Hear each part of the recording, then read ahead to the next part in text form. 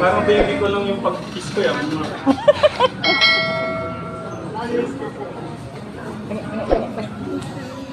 Dahil Christmas naman po is siguro sabi nga po is Christmas is forgiveness or pagpapatawad. Pero lang po ko share sa inyo, maratagpuan sa Luke chapter 6 verse 22. Not so sure na ibigay po natin ang ating mga kaaway. Kapag sa mundo ng vlogging is more on bashers po yung mga nandyan. Hindi po mawawala yun, di ba tay? Nandun po yun. Pero sabi ko nga po sa inyo, example ko po sa inyo na before you judge the others, check yourself in the mirror. Bago po tayo mag-judge ng ibang tao, is tignan po natin yung ating sarili sa salamin. Tignan po natin kung hindi po tayo nagkakamali. Tignan po natin kung ayos lang po ba tayo. Kasi hindi nyo po pwedeng sabihin sa kasama nyo na may muta ka sa mata kung meron ka rin pong muta. Kunyari, sabi ko nga po sa inyo na, or di ko po pwedeng sabihin sa inyo na may muta po kayo, which is meron din po akong muta. Na kahit ano pong sabihin, kumbaga bago po kayo magsalita, magbitaw ng isang salita, is tignan din po natin yung sarili natin. Kumbaga sabihin ko po sa inyo, tinawag niyo po akong isang masamang tao, is tignan niyo rin po muna yung sarili niyo. Tignan niyo po muna yung sarili niyo kung hindi rin po ba kayo nagkaroon ng kasala, kung hindi rin po kayo nagkaroon ng pagkakasala. Siguro ganoon din po tayo mga katekram. Kumbaga, wag po natin paliitin yung isip po natin. Or wag po natin parang pakomplikaduhin. Kumbaga, palawakin na lang po natin yung isip natin. Kumbaga kasi minsan po tayo po mga tao is, kumbaga, may nakita lang po tayo isang pagkakamali is, pinapalawak pa. Or mas inaano pa siya, mas binibigyan pandiin. Siguro sa atin rin po mga katekram, mga tito and tita, is hindi na rin po tayo mga bata na katulad ng dati. Is tayo rin po is tumatanda na, nagkakaedad. Kaya siguro, sabi ko nga po sa inyo, ang pagtanda is hindi lang po sa edad na kukuha, kundi ganun din po sa pag-iisip. O ganun din po sa ating mga isip na nagmamature.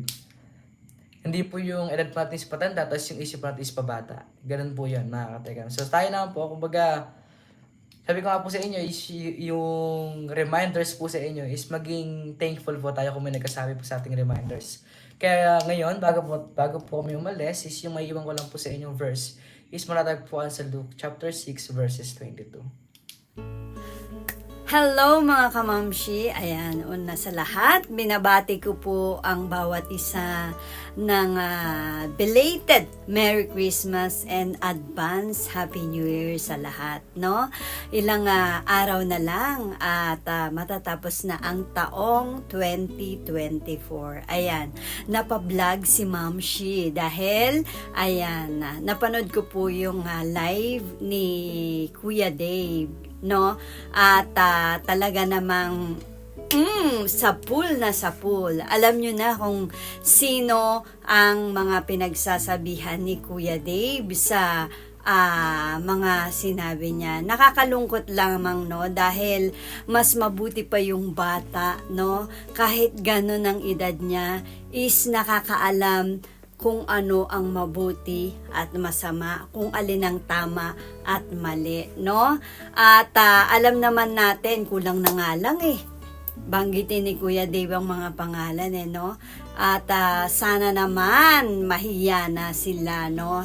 Dahil sabi nga ni Kuya Dave, no, matatanda na sila. Ayan, 'di ba? Nakakalungkot lang, no? Ang bata ang nagpapaalala sa mga matatanda, no? Tigilan na yung pambabash, tigilan na yung pagsasalita dahil wala kang karapatang manghusga ng kapwa, wala kang karapatan magsabi ng hindi maganda dahil ikaw din makasalanan ka, o di ba? Di ba? Nakakalungkot talaga na sila yung sinasabi nilang totoong nagmamahal, no? Totoong supporters. Kaya nga, no, hindi na yan scripted na sinasabi nila. Lagi daw scripted yung ginagawa ni Kuya Dave. Nakita nyo ba yung manalastas, yung ginawa nilang ID? super saya ng ating Kuya Dave, no? Grabe, grabe, no? Ganon niya kamahal ang kanyang pamilya. Kaya wag nang mag-assume na mapupunta sa inyo si Kuya Dave, no? At sana, no? Maging satisfied na kayo kung nasaan si Kuya Dave, kung ano yung kinalalagyan ni Kuya Dave.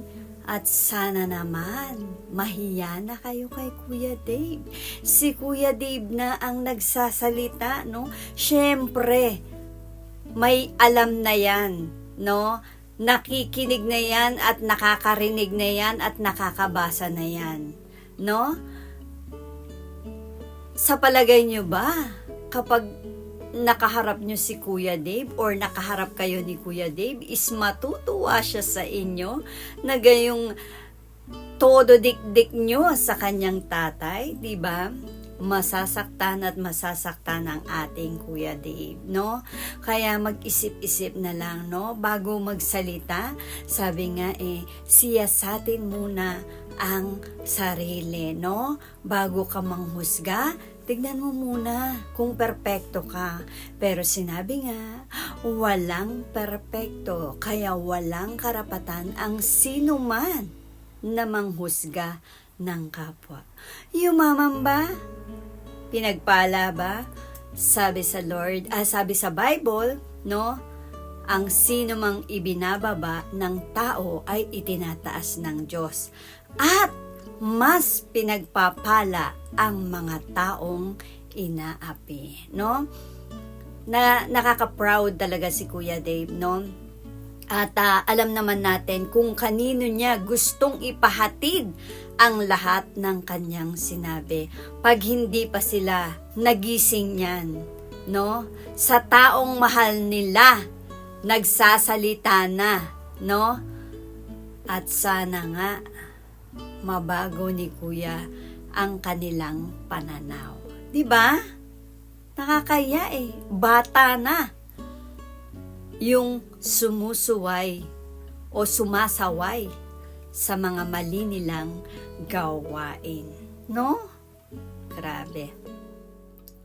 Ayan mga kamamshi, nakaka-proud talaga ang ating Kuya Dave, no? At talagang nakita natin na nagmamature na ang ating Kuya Dave. Hindi na siya yung talagang bata na dati na sinusubaybayan natin. Ngayon, going to na ang ating Kuya Dave, matured na at alam naman natin na ginagamit ang ating Kuya Dave sa church, no? At andalain ko, mas lumalim pa ang pagkilala ng ating Kuya Dave sa ating Diyos at gamitin siya doon sa mga bashers, no, na maliwanagan, no? Kasi totoo nga na ang salita ng Diyos ay buhay at mabisa, no? Tumatagos yan, no?